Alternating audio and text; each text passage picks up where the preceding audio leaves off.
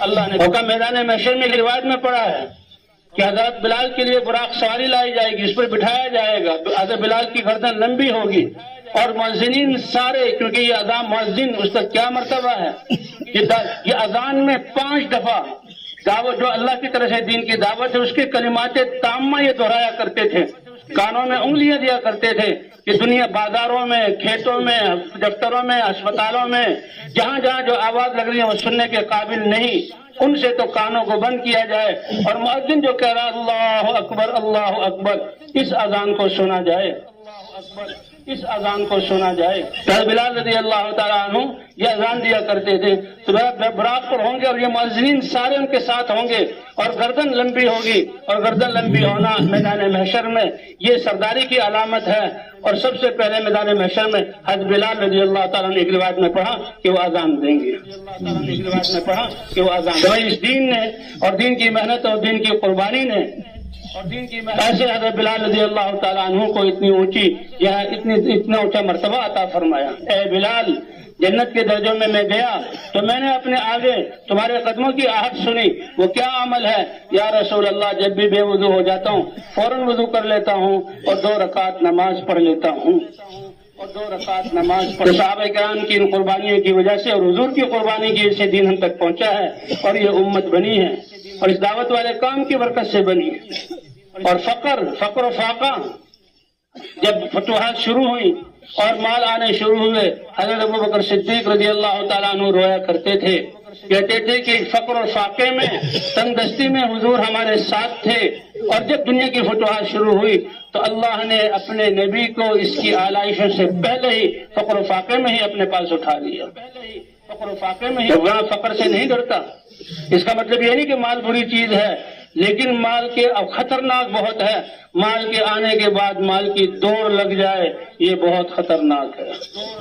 اللہ دونوں طرح آزماتے ہیں، فقر و فاقے کے بھی سے بھی آزماتے ہیں کہ ان حالات میں بھی صحابہ کرام حضور کے زمانے میں فقر و فاقہ عام تھا، لیکن مجال ہے فقر و فاقے نے ذرہ برابر بھی صحابہ کو دین پر چلنے اور دین کی محنت سے روکا۔ کس حالت میں وہ نکلے اللہ کے راستے میں؟ بعض صحابہ کہتے ہیں بھائی نکلو اللہ کے راستے میں،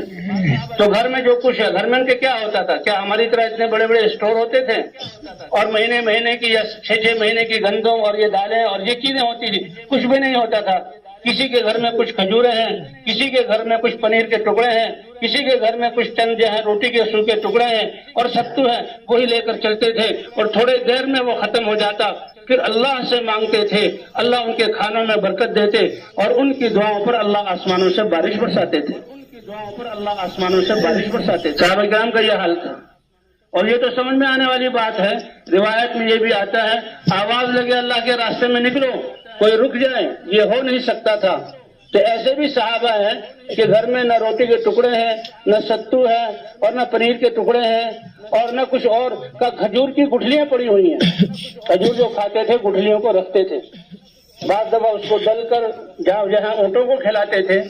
تو وہ پڑی ہوتی تھی۔ نہ اللہ کے راستے میں نکلنے کا وقت ہوا ہے، نہ جیب میں پیسے ہیں، نہ گھر میں کوئی چیز جو ہے وہ کھانے پینے کی چیز ہے، لیکن نکلنا ہے تو صحابی اپنے تھیلے میں کھجور کی گٹھلیاں رکھ دیتے۔ پوچھنے والوں نے پوچھا کہ کھجور کی گٹھلیوں سے کیا فائدہ؟ فرمایا کہ دل کو بہلانے کے لیے کھجور کی گٹھلی جو صاف ستھری اس کو منہ میں لے کر اس کو چوستے تھے تو وہ تھوک نکلتا تھا، اس کو نکل لیتے تھے اور تسلی ہوتی تھی کہ ہاں کچھ ہے، اسی کی بنیاد پر ہم نکلتے تھے، لیکن نکلنے کو چھوڑتے نہیں تھے۔ حتیٰ کہ ایسی نوبت بھی آئی کہ کب تک یہ تھوک سے کب تک جہاں اپنے دل کو تسلی دیں گے؟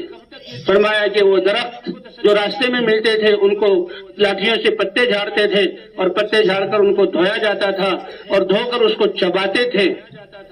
چبانے کا پھر کیا اثر ہوا کہ پاخانہ بھی ایسا آتا تھا جسے بکری گھاس کھا کر مینگنیاں کرتی ہیں، لیکن اللہ کے راستے میں نکلنے کو نہیں چھوڑا، اس لیے حضور صلی اللہ علیہ وسلم کی ختم نبوت کی وجہ سے یہ دین اور دین کی محنت ملی، اور یہ امت حضور صلی اللہ علیہ وسلم کی ان قربانیوں سے بنی، اور صحابہ کرام کی اس قربانیوں سے بنی ہے۔ اور اللہ نے انسان کو دنیا میں رہنے کے لیے نہیں بھیجا، یہ انسان تو کل نفس ذائقۃ الموت، موت کا مزہ تو ہر ایک نے چکھنا ہے، جی ہاں، اور پھر تمہارے اعمال اصل یہ ہیں